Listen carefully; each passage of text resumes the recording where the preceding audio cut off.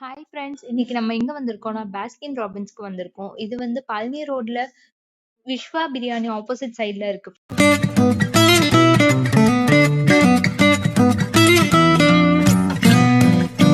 Friends. இங்க நான் try பண்ண காட்டன் கேண்டி சூப்பரா இருந்துச்சு ஃப்ரெண்ட்ஸ். அப்படியே சாப்பிட்டே இருக்கணும் போல இருந்துச்சு.